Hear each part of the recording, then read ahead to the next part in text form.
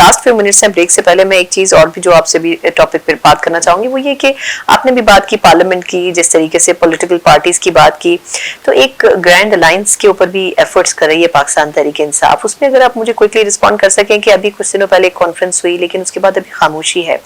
تو کیا ابھی تک اس پہ سوچ بچار ہو رہا ہے کہ اس الائنس کو لے کے کیسے چلنا ہے، یا آپ کو لگتا ہے کہ ابھی اس کے لیے مزید ٹائم چاہیے اپوزیشن کو بات چیت کرنے کی؟ نہیں، اصل میں ہماری تو یہی خواہش ہے کہ ہم اپوزیشن کی پارٹیوں کو ساتھ ملا کے جائے، ایک کامن ایجنڈا ہو جس میں منیمم پوائنٹ پہ تو ہم اکٹھے ہو سکتے ہیں، جس پہ ہے کہ آئین کی حکمرانی ہو، قانون کی حکمرانی ہو، ایک با اختیار الیکشن کمیشن ہو، آزاد الیکشن کمیشن ہو، تاکہ یہ والے معاملے نہ چلے.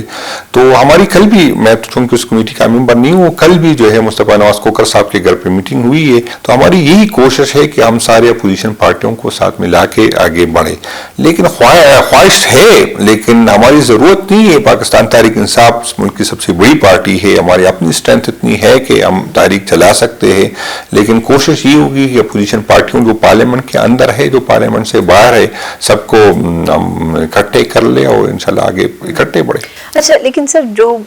ایک بڑی اسٹرینتھ تو اوبویسلی اگر جے یو آئی فے بھی آپ کے الائنس میں مل جاتی ہے تو اس سے بڑی ملے گی، کیونکہ گورنمنٹ کو بڑا دھچکا لگے گا، کیونکہ وہ ان کی ماضی کی اتحادی رہی ہے. لیکن جو اعلامیہ تھا کانفرنس کا، اس میں غالباً بہت سارے پوائنٹس کے ساتھ یہ بھی ذکر تھا کہ 26ویں ترمیم کو ریورس ہونا چاہیے، اور پی ٹی آئی کی بھی یہ ڈیمانڈ رہی ہے.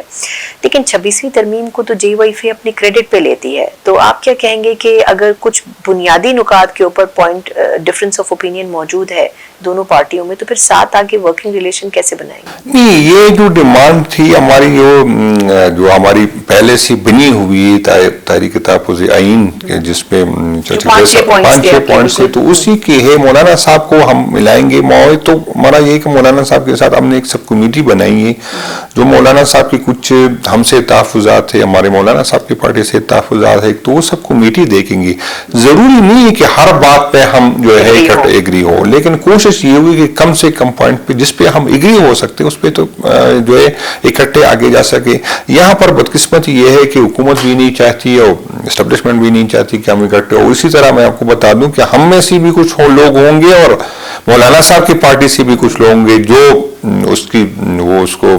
کوئی رابطہ کرے گا، کوئی اس کو غائر کرے گا، جو بھی وہ یہی کوشش کریں گے کہ یہ اتحاد نہ بن سکے. اور یہ دونوں سائڈ میں کچھ لوگ ہوں گے جو اب بھی کر رہے ہیں، جو مستقبل میں کوشش کر. لیکن انشاءاللہ تعالی امید ہے کہ دونوں کی قیادت اس کو سمجھے گی، اسے پتہ ہونا بھی چاہیے کہ کون ایسے لوگ ہیں جو ہمیں ایک دوسرے کے قریب نہیں لانے کے دے رہے. اچھا، اس حوالے سے لاسٹ کوشچن وہ یہ کہ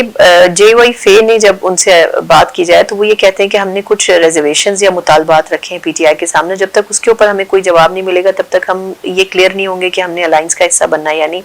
کیا وہ ریزرویشنز یا وہ مطالبات یہ ہیں کہ گنڈا پور صاحب کو ہٹا دیا جائے سی ایم شپ سے، یا جو الائنس بنتا ہے اس کی جو اس کو ہیڈ کرنے کا جو وہ ہے کریڈٹ وہ جے یو آئی فے کو ملے، وہ بیسکلی وہ کیا ریزرویشنز ہیں؟ یہ اصل میں پھر آپ کو بتا دوں کہ اس کمیٹی کا میں جو ملاقات ہوئی، جو سب کمیٹی بنی تھی، اس میں اسد کیسر صاحب تھے اور عاطف خان صاحب تھے. تو مجھے نہیں پتا کہ ضروری نہیں ہے کہ اس کی جو ہر شرط ہم مان لینا اور یا ہماری ہر شرط وہ مان لے. اس طرح ہوتی ہے، ڈیمانڈ رکھی جاتی ہے، پھر اس لیے ہوتی ہے کہ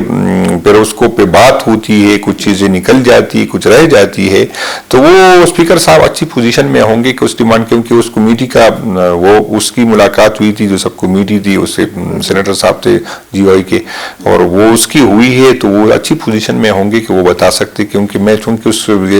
سب کمیٹی کا بھی نہیں ہوں اور یہ جو خان صاحب نے کمیٹی اس کا بھی ممبر نہیں ہوں، تو میں نالج میں ایسی چیز ہی نہیں ہے کہ ڈیمانڈ وہاں سے کہی اور ہماری طرف سے کیا رسپانس آیا.